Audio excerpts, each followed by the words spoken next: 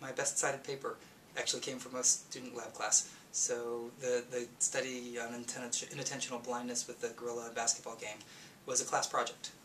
The original idea for it was one of my ideas, but as a class we kind of came to develop it. It was an undergraduate class. In the class, each student had to do an independent project, but we did 2 or 3 group projects every year. And there were kind of real-world change detection studies or things like that inattentional blindness study. The class as a group filmed it. We talked about the design and what sorts of things we would want to test and what sorts of things we could test. And yeah, it led to some, I think, really fun studies. The most critical thing is not to focus on memorizing facts.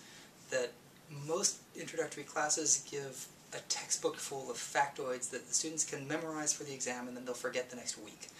And what we really want a student, especially in an introductory course, what we really want them to do is to be able to evaluate what's good evidence, what's poor evidence, and how would I go about testing this idea. So even in an introductory psychology class, I'd much rather have the students not know anything about the details of some subject area if they could then evaluate whether a new finding was likely to be true or not, or to think about what that study must have done in order to show what they claimed. That's far more important than any factoid, any name, date that they should be remembering.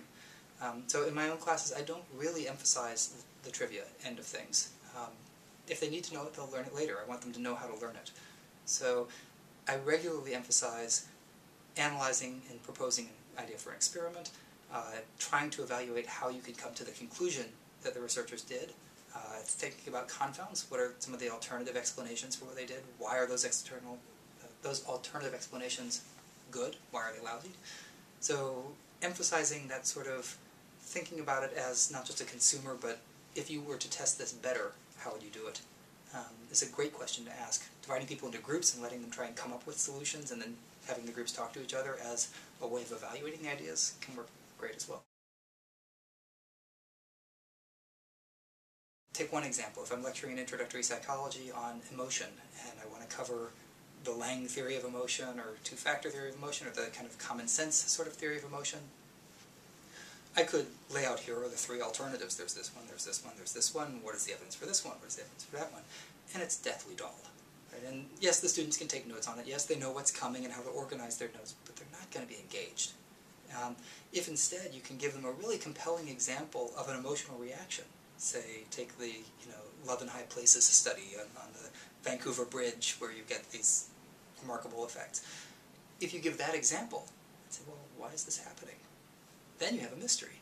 Then you can look at each of the different explanations for it, shoot down the ones that don't quite work, talk about what additional evidence you'd need, have them think about what the confounds might be, and come to an understanding of the differences without actually just labeling them as the differences. Too many exams are just trivia. I'm a big fan of trying to force critical reasoning on the exam, so giving them an example that they've never seen before and try to evaluate the study that was done, or trying to come up with a new insight about the study, or give them a classic sort of psychological finding and seeing if they can apply it to a new context. I think most students, if they actually care, will be able to memorize the trivia, but I don't really want to emphasize that. I want to see if they can actually think about it in a more rich way. That makes it harder to write exams. So I do plenty of multiple choice, I do plenty of fill in the blanks, but I try to give at least a few questions that require deeper insight into how it was working. I think the most important thing that we can do as instructors of undergraduate psychology students is realize that they're not all going to become psychology professors, that most of them, that might be the last class they ever take in psychology, but they are going to become consumers of psychology. And if we can teach them how to critically evaluate what they read and to think like a psychologist and how a psychologist would do the study and to criticize research the way a psychologist would criticize research and to think about the limits of generalizability the way a psychologist would think about those limits, then we've done a huge service. And whether or not they remember the distinctions between Freud and Vygotsky, who cares?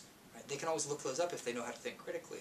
So I would prefer much greater emphasis on how to think the way a psychologist thinks about behavior, how to analyze critically, how to challenge the sorts of intuitions and assumptions that we make about behavior, that has a far more potential as a lasting impact on their lives than making sure they know every trivial detail about a subdiscipline. If they decide to go on in psychology and become a graduate student and then a professor, they'll learn those things. They'll learn those details again, but knowing how to think like a psychologist will help them in whatever field they go into.